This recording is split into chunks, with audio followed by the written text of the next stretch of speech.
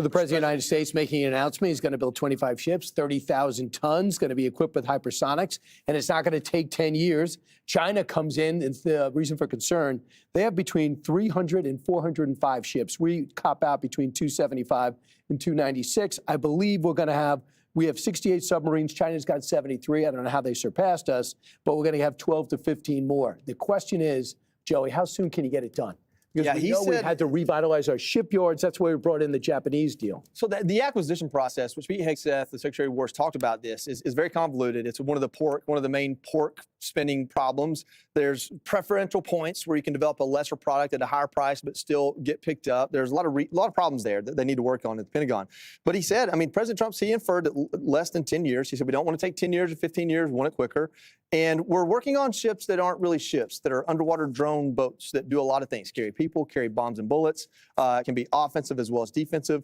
And as much as we've talked about drones in the air, it's the drones in the water that are the next big thing. And when he says other Navy assets, I think that's what he's talking about. And one of the key questions is how much pressure is the Trump administration, putting on Chinese leaders to find other avenues, other resources for this stuff. To Kellyanne's point, as I understand it, the president feels that in the 70s and 80s, when Venezuela sort of like nationalized their entire oil industry, they commandeered, U.S.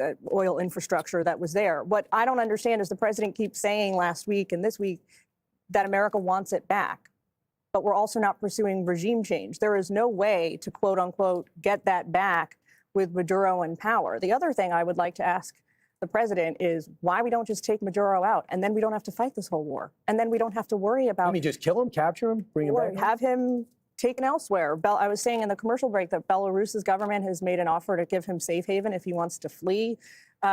He certainly has plenty of enemies inside his own country.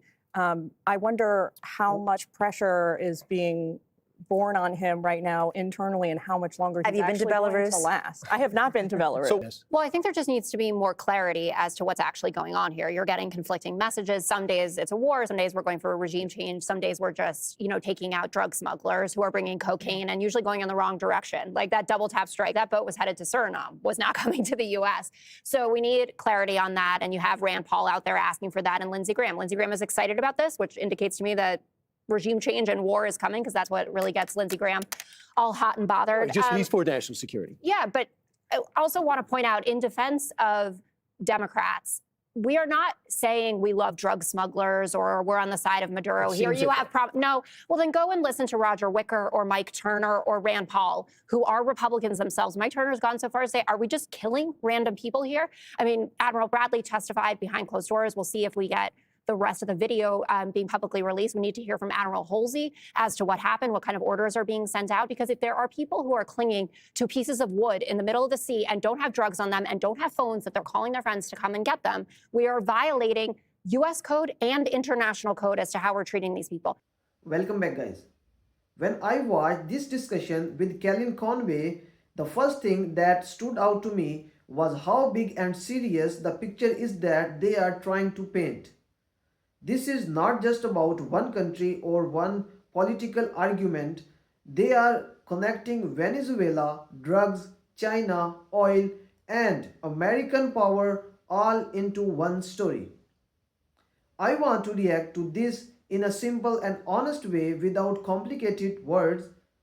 The video starts by talking about the US expanding its navy and even developing underwater drone boats. The message here is clear. America is worried about China's growing military power, especially at sea. China has been building ships very fast, and the US does not want to fall behind. This part sets the tone. It tells us that everything happening later, including Venezuela, is linked to the bigger competition between the US and China. From the Trump administration's point of view, strength is the answer. More ships, more technology, more pressure. Then the focus moves to Venezuela. The panel talks about the US Coast Guard seizures of tankers and efforts to squeeze Venezuela. This is described as part of a strong strategy. The idea is that by cutting off oil, money, and shipping, the US can weaken the Maduro government. Kellyanne Conway and others framed this as a necessary move, not just political pressure but a security action. They want the audience to believe that Venezuela is not just a failed state but a dangerous one. Kellyanne Conway makes one of the strongest claims in the video when she talks about narco-terrorism. She says drug cartels have killed more Americans than foreign terrorist groups. That is a powerful statement. It is meant to shock people and make them feel urgency. Her argument is that if drugs are killing Americans every day, then fighting drug networks should be treated like fighting terrorism. From her point of view, Venezuela under Maduro is part of that problem, either by helping drug cartels or by allowing them to operate freely. She also directly criticizes Democrats, accusing them of defending Maduro or being soft on drug cartels. This is where the discussion becomes very political. Instead of only focusing on policy, it turns into a blame game. For Republican voices on the panel, Democrats are shown as weak or naive. For Democrats, this kind of talk often sounds exaggerated and dangerous. This divide is important because it shows why there is no clear argument in the US on what to do about Venezuela. Another big part of the discussion is oil. The panel claims that Venezuelan oil fields were stolen from US companies. From this angle, US actions are not only about drugs or democracy but also about business and energy. The argument is that American companies invested in Venezuela and lost everything when the government took control. So, according to this view, the US has a right to push back and reclaim what was taken. This is where things get uncomfortable for many people. If the goal is partial about oil, then it raises questions. Is this really about saving lives or is it about money and power? Supporters of Trump administration say it is both. Critics say oil should not be a reason for military pressure or regime change. This tension runs through the entire discussion. China's role makes the situation even more complex. The panel talks about Venezuela sending oil to China and the US pressuring China's leaders. Here, Venezuela becomes a chess piece in a much bigger game. It is not longer just about Latin America, it is about global influence. The US does not want China gaining a stronger foothold in the Western Hemisphere. One panelist even says the message is that the US owns the Western Hemisphere. That is a very strong and controversial statement. For some viewers, this sounds like confidence and leadership. For others, it sounds like old style imperial thinking.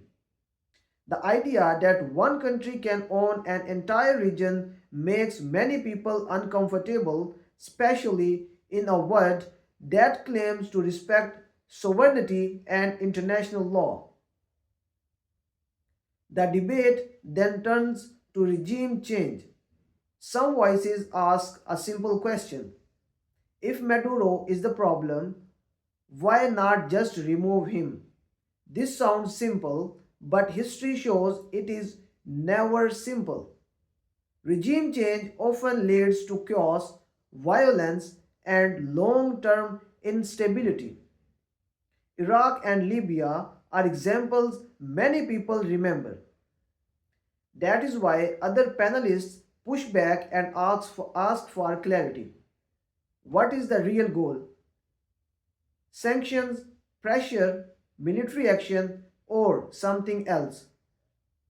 Toward the end, the conversation raises an important point about public opinion and Congress.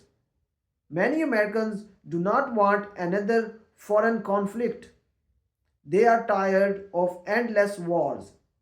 Some panelists say that if there is going to be any military action, it must have congressional approval.